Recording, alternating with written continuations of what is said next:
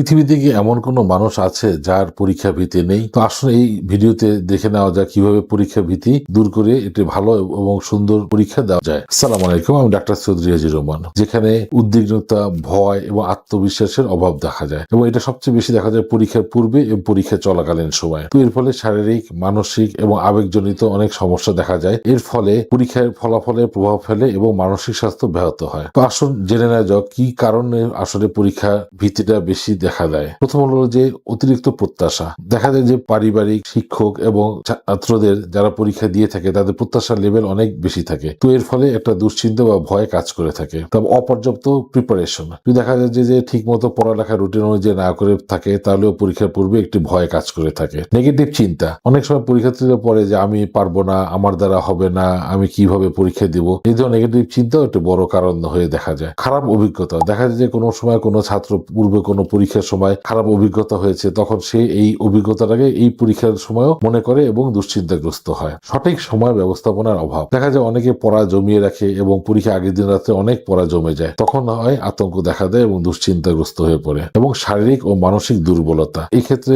এটাও এটি জরুরি, কারণ শারীরিক ও মানসিক দুর্বলতা থাকলে মানুষের টেনশন এবং অ্যাংজাইটি কাজ করে এবং পরীক্ষার প্রভাব ফেলে। তো আসলে কি কি লক্ষণ দেখা যায়? সাধারণত শারীরিক, মানসিক এবং আচরণগত লক্ষণগুলি দেখা যায়। শারীরিক লক্ষণগুলির ভিতরে অতিরিক্ত হাত পা কাঁপা, হাত ঘামিয়ে যাওয়া, হাত পা শরীর ঠান্ডা হয়ে যাওয়া, বুক ধড়ফড় করা উল্লেখযোগ্য। মানসিক সমস্যার ভিতরে দেখা যায় যে ভুলে যাওয়া, নেগেটিভ চিন্তা, মানসিক চাপ এবং ভয় বা আতঙ্ক বেশি কাজ করে থাকে। এবং তৃতীয় হলো যে আপনার যে আচরণগত পরিবর্তন, সে এড়িয়ে চলে, পড়ালেখা ঠিক মতো মনোযোগ করতে পারে না, একা থাকতে বেশি ভালোবাসে। তো কি করলে আসলে এই ভয়কে জয় করা যায় এবং পরীক্ষার প্রস্তুতি ভালোভাবে নেওয়া যায়? তো পরীক্ষার প্রস্তুতি ভালোভাবে নিতে হলে প্রথমে আপনাকে নেগেটিভ চিন্তা পরিহার করতে হবে। আপনাকে বলতে হবে আমি পারবো, আমি আগেও পরীক্ষা দিয়ে আসছি, এবং ভালোভাবে পরীক্ষার প্রস্তুতি নিতে হবে। দ্বিতীয়ত আসা যায় পরীক্ষার প্রস্তুতি। সঠিক সিলেবাস পরিপূর্ণভাবে পড়ালেখা শেষ করে যদি সঠিক সময় সঠিক নিয়মে পড়ালেখা করা যায় তাহলে এটা ভালো প্রস্তুতি তৈরি করা যায়। সঠিক সময় ব্যবস্থাপনা, এটা দেখা যায় নির্দিষ্ট নিয়মে নির্দিষ্ট রুটিন করে যদি পড়া যায় তাহলে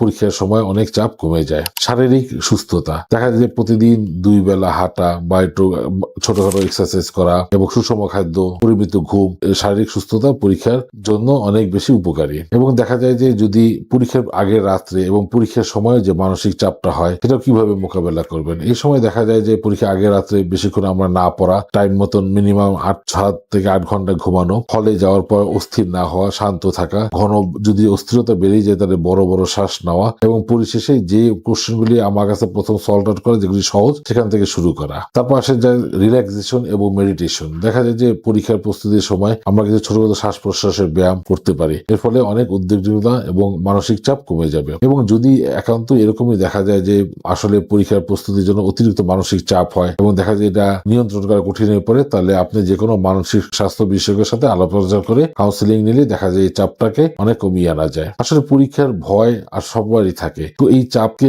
মানসিক চাপটাকে যখন আপনি পজিটিভ ভাবে কাজে লাগাবেন তখন আপনার প্রোডাক্টিভিটি এবং সবকিছু কাজগুলি ভালো হবে। তাই আপনার সঠিক নিয়ম, সঠিক পদ্ধতি, নিয়মানুবর্তিতা এবং চাপ নিয়ন্ত্রণ করে একটি ভালো পরীক্ষার সফলতা অর্জন করা সম্ভব।